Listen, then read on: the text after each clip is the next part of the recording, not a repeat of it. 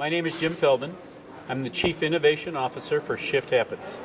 And today I'm privileged to be interviewing Steve Willoughby, President, Principal Consultant for Lean-BPM. Steve, can you tell us a little bit about yourself and a little bit about the company? Sure. I've been in operational excellence for almost 20 years.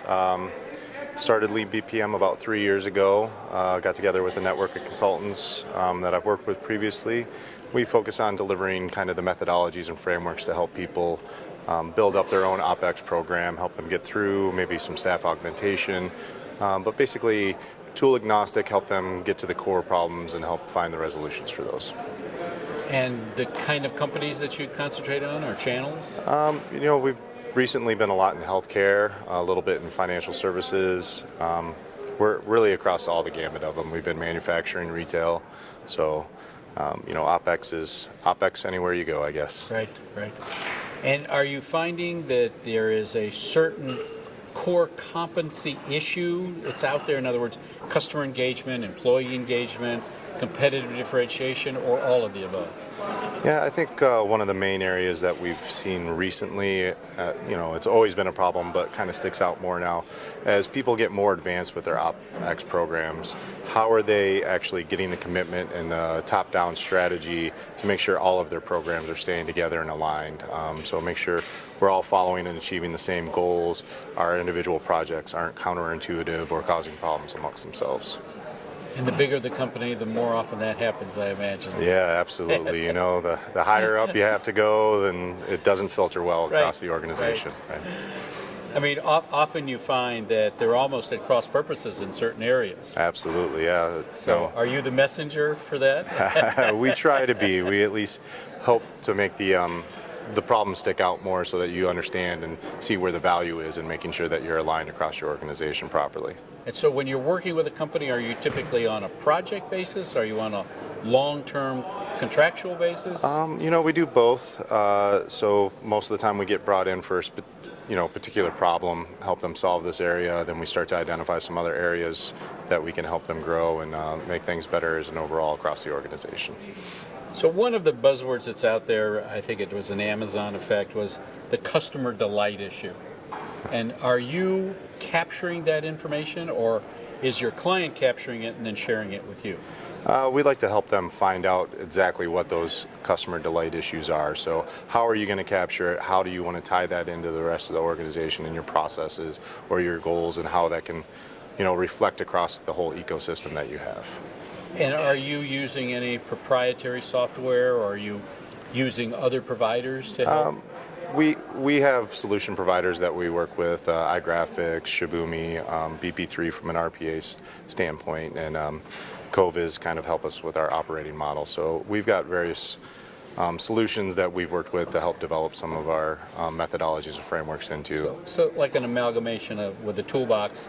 You don't always need a hammer, you may just need a screwdriver. Right, find the right tool to do the job and make sure it's actually working for the customer properly. So what would you identify as the biggest challenges you're facing today?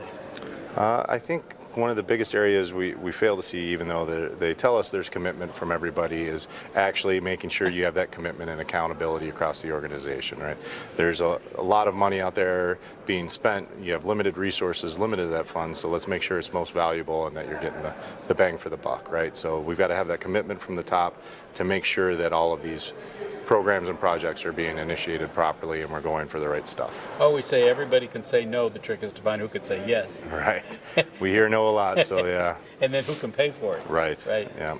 Are you finding a challenge with I'm just going to call it unique workforce, because we've got sort of a gap. We've got the millennials, which are the greater number, and then you've got the people that are retiring or they're more mature, and there's almost no one in between.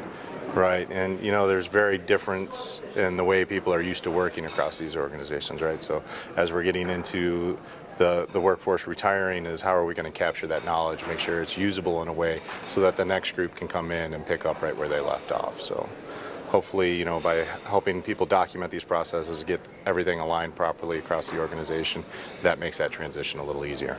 Have you found resistance to that process? Because several of the people that we interviewed would say, if someone is 60 or 70 years old, then the millennial as a grouping doesn't really want to know what they thought because they're the ones that got us in this mess in the first place.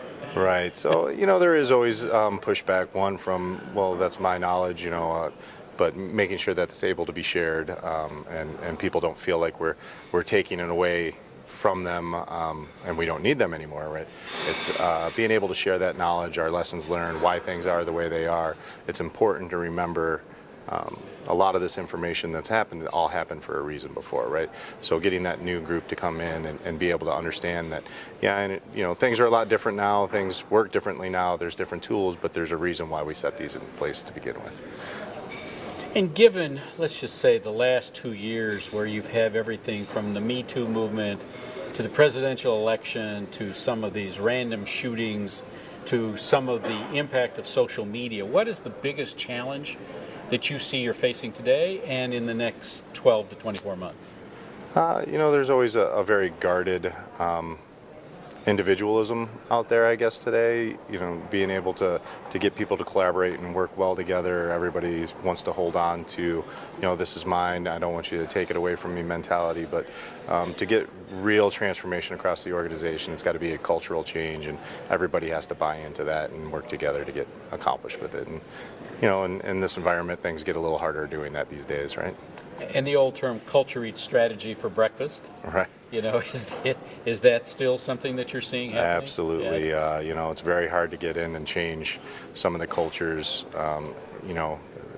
especially when somebody comes in with a new strategy or new things that you have to change the company to work in a certain way. If it doesn't mesh with the culture, there's obviously a big backlash and problem with it. Do you find your clients to be more risk takers or risk averse in these times? Definitely more risk adverse. It's more of let's not make a mistake, let's keep what we have versus taking that next step. I think 10 years ago, I think everybody was more of a risk taker. Let's get there, let's get our market share, let's get going. Now let's hold on to what we got and make sure we don't mess up. I've often said that the penalty for failure is very clear. The reward for success is not so clear. Right. You may get success and it may not end up gaining you anything. So right. It all depends on, you got to have the right strategy in place. So, Steve, if there's one pearl, one golden nugget, one light bulb moment, what would you like to say to our audience?